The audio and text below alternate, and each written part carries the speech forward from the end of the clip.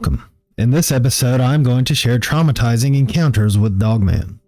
These stories include a man who saw something bizarre lying on the side of the road one night, a young man who was chased by one of these creatures, and a woman who saw something in her headlights that left her in shock while driving home on a road trip.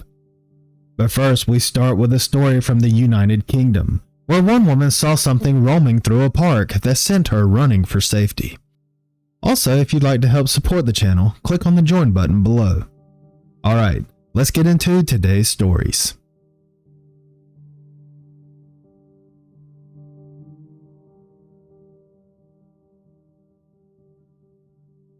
The first story of this episode comes to us from the United Kingdom, where a poster from Northern Ireland had a nerve-wracking experience in a park one night.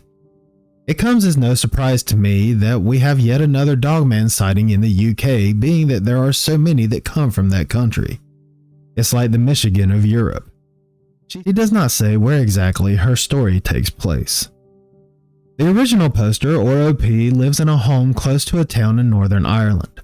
Her house is tucked away behind a park where it is technically part of the town, but you wouldn't be able to tell being that it is surrounded by a wooded area with abundant wildlife.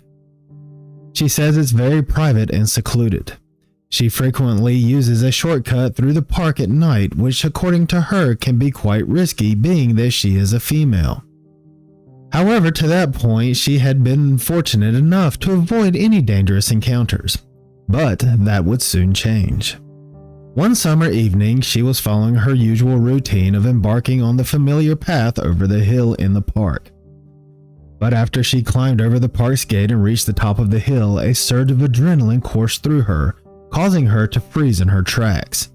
An eerie and malevolent sensation washed over her then, which left her feeling exposed and vulnerable. She felt as if she was being stalked by an unseen predator, mixed with the unsettling feeling of pure evil experienced only during sleep paralysis. Her eyes darted across the hill, stopping on a creature casually strolling atop the hill. It caught sight of her and firmly fixed its gaze upon her while slightly crouching down, like a poised tiger ready to pounce, according to her. The only way she knows how to describe this thing, she says, was a combination of a human and a wolf. It resembled a big dog, only massive in size, with shoulders vastly higher than its back end and an elongated body. Its front legs were long and had a human-like knee bend to them, while its hind legs were much shorter. The creature's wolf-like head had a pointed nose that was hairless and dark gray. However, what truly captivated her about this being was its eyes. Massive, round, and ablaze with a vibrant orange glow. They appeared, according to her, as if they were engulfed in flames, resembling glowing ember orbs. As it locked gazes with her, the creature crouched down, motionless, and they engaged in a tense standoff. In that terrifying moment, she braced herself for the worst, convinced that her end was imminent. But then her fight or flight kicked in as she turned and sprinted like her life depended on it, leaping back over the gate. Glancing back, she witnessed the creature galloping on all fours across the hill, seemingly desperate to hide itself. Being that it had elongated forearms, it appeared as if it was a human running on all fours. She says the feeling this thing gave off was so inhuman and so ungodly that she will never venture into the park again at night. What a terrible sensation it would be to have the feeling come over you like something malevolent is stalking you, not only filling you with a sense of dread but also vulnerability. I've heard in a number of Dogman stories over and over that they emit a feeling of pure evil. I've talked before about how they seem to get a sick pleasure in instilling such fear in us. Not only do the feelings of dread and fear come over you, but then you see a creature that is supposed to be pure fiction. It crouches down like it's getting ready to pounce.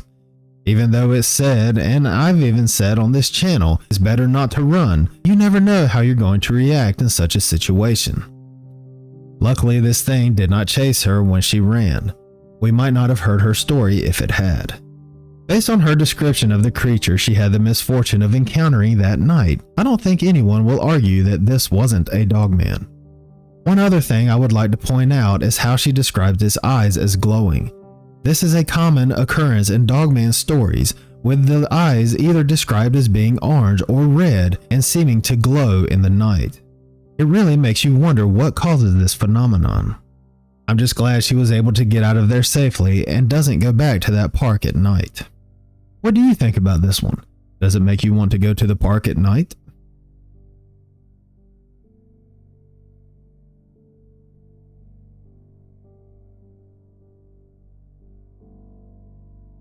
For those of you who have been watching my channel for a while, the location of this next story should not come as a surprise to you at all, being that I can't have a Dogman episode without an encounter from Michigan.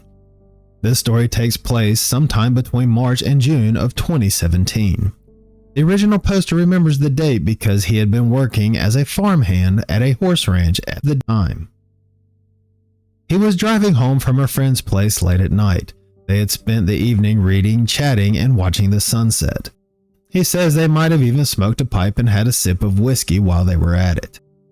It was a typical night with his close friends, according to him, and they usually stayed up until the wee hours of the morning. On that particular night, he left at approximately 2:30 a.m. to head home. He was tired but not sleepy, and he points out here that he was completely sober and had his wits about him. His family's house, his place of residence at the time, was about 25 minutes away. The area he was in could get quite foggy in the early morning hours, but that night it was clear. As he got off the exit, he noticed a clump of trees to his left and a strip of woods with a small lake behind it on the right. A short, steep downward slope separated the woods from the road. It was on this slope on the right side of the road, about 2/3 of the way up the shoulder, where he saw a carcass. He says his heart skipped a beat in that moment and his first thought was, that's a human body. Even though he had already been slowing down as he exited the highway, he drove past the body, coming to a stop approximately 50 feet away at a stop sign. But curiosity got the better of him and he decided to go back. He shifted his car into reverse and backed up until he found himself right next to the lifeless body. It was sprawled out face down with shaggy light brown fur covering its entire body. The distinct shape of its hips and shoulders assured him that this thing was no deer. He points out here that deer roadkill is a common sight where he lives, and he's even seen them in various stages of decay. But what laid on the road that night beside his car was definitely different. He only sat there for a few seconds studying this creature. Then, him suddenly feeling alone out there combined with the late hour got to him and he had the sudden urge to get going. The thought of taking a photo or stepping out of his vehicle for a closer inspection of this thing never crossed his mind. For him, in that moment, retreating from the scene was far more crucial than capturing an image. He says he felt like he would have been risking his life at that point. The following day around noon, he returned to check to see if the body was still there, but it was gone. A sizable damp patch on the road resembling the creature's shape caught his attention. Several wet streaks extended from this patch, abruptly stopping, as if someone had hauled the carcass onto a trailer. Once again, the idea of collecting fur samples or investigating any sins didn't occur to him in that moment. Up to that point in his life, he wasn't well versed in cryptozoology, so taking pictures and gathering evidence wasn't even a thought. He later conducted some Google searches and investigated local records, but there was no information about an incident. The only other individuals who claimed to have witnessed the body were his brother and his sister, who had taken the exit a few hours before he did. Their account matched his, and they all agreed that it couldn't have been a deer. He says here that his sister is level-headed, so the fact that she also witnessed the creature added the needed credibility for others to believe. He ends his post by giving the backstory of the local legend, saying at the time he had no clue Michigan had a creature known as the Dogman, a being that was half dog, half man, and could walk upright. It possessed incredible speed and was often spotted near roads, peering out from the woods at passing cars. The first documented sighting of this creature dates back to 1887. Surprisingly, these sightings occurred in 10-year cycles, with the highest frequency in years ending in 7. He says he has no idea why this would be the case. ending by asking if it is a mere coincidence that his encounter took place in 2017. I have heard, and quite often I might add, of the many sightings of Dogman in Michigan, with the most famous being the Beast of Bray Road. This is only the second story I have heard that involves a dead Dogman, but not the first where the corpse disappears and there are drag marks at the scene. The other looked to have been dragged off into the woods, by the way. Being that these drag marks were in the middle of the road and suddenly stopped there as if this thing was pulled up onto a trailer, according to the OP, points to the signs that this thing may have been taken by someone. As for who is anyone's guess. There are a lot of theories there, ranging from the government to aliens. Believe it or not, there are a lot of people who claim to see Dogman and Sasquatches either dropped off by alien crafts or seen in areas where they just saw a UFO. But going back to this story, the fact that both his brother and sister saw this thing adds credibility to the story and lets the OP know he did in fact see that carcass lying there on the side of the road. Sometimes when people see something like this and their minds are trying to rationalize it, they convince themselves they didn't see what they saw, that it had to have been a known creature. Even that they are crazy for thinking that this was something else. But then when you have others to back up your account, it lets you know that you're not crazy. Also, there is his theory he states at the end of his story where he talks about the first sighting of the Dogman in Michigan dating back to 1887 and happening in 10-year cycles, with the most frequency being in years that end in 7. Also, his encounter took place in a year that ended in 7, being that it was in 2017. What do you make of that theory? And what do you think about this story? Would you go back and inspect a potential cryptid corpse if you passed one on the road late at night?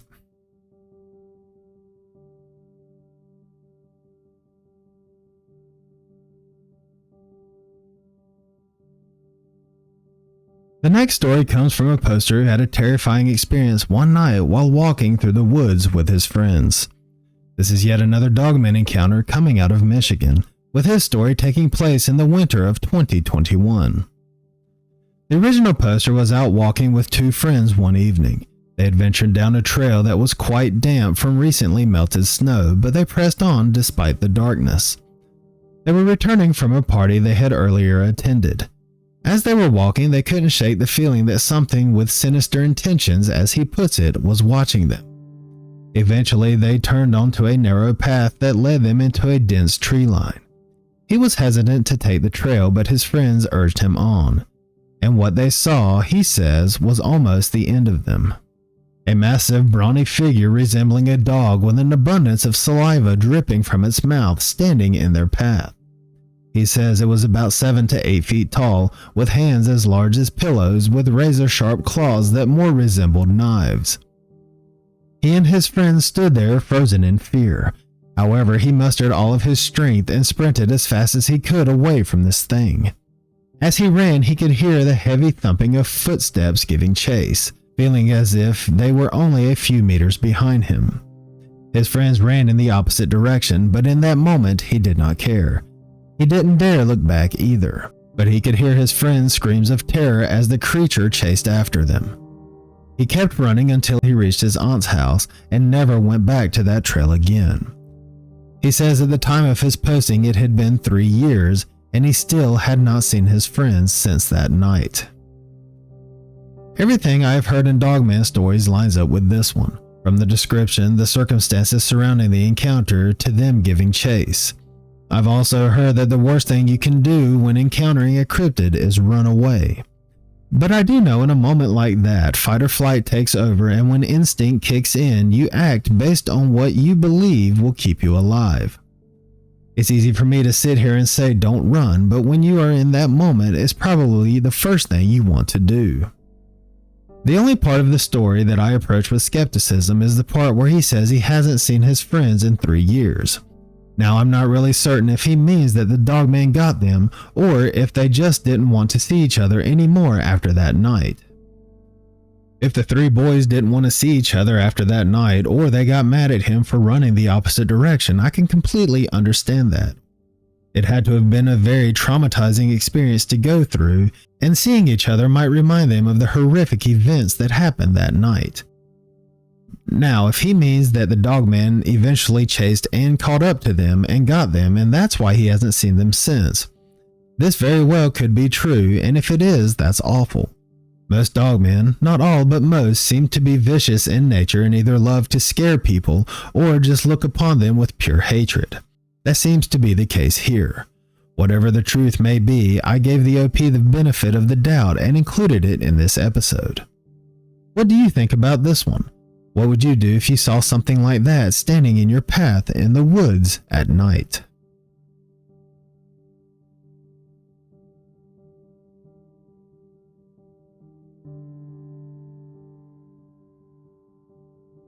The final story of this episode comes to us from a poster who shares his wife's encounter she had while driving from Georgia to Florida. In the middle of the night on a narrow 2-lane road, she got the scare of a lifetime as she laid eyes on a Dogman. Her encounter happened in Florida, about 2 hours north of Tampa.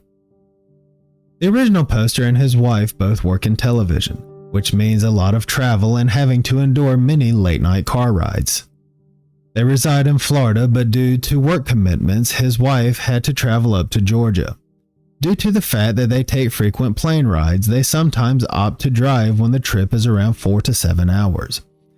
He says that after more than 2 decades of being confined to planes, the occasional road trip feels like a true blessing.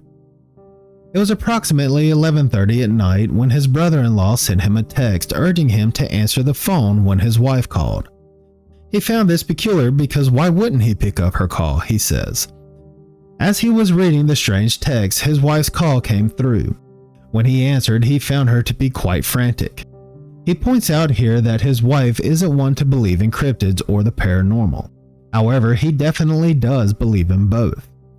Being that she didn't believe the fact that she was so terrified and panicked, he knew that something unusual must have occurred. She was speaking rapidly and he couldn't make sense of anything she was saying. Eventually, he told her to calm down and asked what happened. She then told him that she had seen, quote, one of those things from the documentary. Still a bit confused, he asked which documentary she was referring to. She replies saying the one with the wolf-like creature. This prompted him to ask if she was talking about a Dogman. This brought back a resounding yes from her. When she called, she was driving back from Georgia and was about 2 hours away. They live just north of Tampa, meaning she was already in Florida when she saw this creature. However, during that part of her trip, she was driving on a narrow road where the speed limit was 45 miles an hour. He points this out to make known it's not a big or wide road. As she was taking one of the turns, her headlights illuminated what she initially thought was a man standing on the side of the road, bending over. It struck her as odd because who would be standing there in the middle of the night like that on a poorly lit road? But as her headlights continued to further illuminate this creature, starting with its feet and legs, then rising, she began to notice that something was off. The light gradually revealed this figure's arms, and she noticed that this thing was completely covered in hair.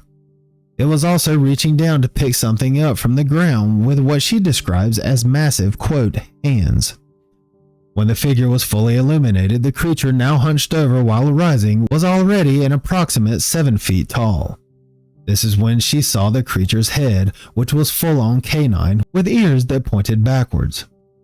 She told her husband that despite the speed of her car at the time, everything seemed to slow down for her in that moment, allowing her brain to process what she was witnessing. She describes its arms as long and thin but very muscular. The creature had short fur, but it was longer on its back and neck, as well as where its thighs met. By the time she passed the creature, it was standing almost fully upright. The weird thing is the creature never once looked in her direction or even acknowledged the car or its lights. It was almost as if this thing simply did not care. She was on the phone with her brother when she saw this thing and started screaming, which in turn caused her brother to freak out as well. Once she finished recounting her story, the OP was able to calm her down and advise her to stay in the car until she reached home. He then made sure she had enough gas to get there, which she did. He says here that although she was carrying a firearm, he doesn't believe it would have done much against a creature like that if it had decided to go after her. They stayed on the phone and he could tell she was in shock as she told him she was trying to make sense of the whole thing. She even wondered if it was a YouTube prankster or someone in a suit trying to create sightings. However, none of those explanations made any sense, he says, especially since the road was deserted and in the middle of nowhere. He does say that it's possible that it could have been something like that, but it was still a sighting and it was still very real for his wife. After they hung up, he kept checking on her to make sure she was okay. He also got a little spooked because he realized that the area she was in was remote and covered in acres of forest. It shook him so much so that he grabbed his rifle and waited downstairs until he heard the garage door open. When she arrived home, she was still a bit shaken, and they talked about it with friends and family in the days that followed. Being that his wife was a non-believer in cryptids and the paranormal, I know that seeing a dogman on a narrow road in the middle of the night had to be the surprise of her life. He says she was in shock, and who can blame her? This happens to a lot of people who see a creature that is supposed to only exist in legend, lore, and mythology. Some people even develop PTSD after their encounter, but they usually go through a horrific ordeal when seeing one of these creatures. I'm just glad this thing didn't seem to notice her car or her headlights on it. These creatures have been known to chase cars, which is quite the cliche being that they look like dogs, isn't it? But it is known to happen, and I have done a number of stories on this channel and heard many more where they do just that. I spoke earlier in this episode about how our minds will try to rationalize something like this, and it takes place in this story as well, with his wife saying it could have been someone in a suit or a prankster. I mean, it very well could have been, but that would be one elaborate hoax with a very realistic looking suit. Not to mention someone wearing it who was very tall, being that she said that this creature looked to be about 7 feet while still hunched over. I'm with the OP on this one. Even if it was just a prank, which isn't likely in my opinion, it was still very real for her. I'm just glad she was able to get home safely after such a traumatic event, and I'm willing to bet that she is now a believer. What do you think about this one? And what would you do if your headlights lit up one of these creatures while driving at night? And that's going to do it for this episode. I hope you enjoyed these stories. If you'd like to hear more stories like these and other types of cryptids, make sure to subscribe to the channel. If you want to send me your story, I'd love to read it. My email is wolfwhocriedcryptid@gmail.com. I will also put it in the description below. With your permission, I may want to use it in an episode. Even if you'd prefer that I didn't share your story on my channel and just want someone to listen, email me. We can privately talk about your encounter. And please remember to keep it civil in the comments section. No one deserves to be ridiculed whether they believe or not. Thank you for listening. I'll catch you at the next episode.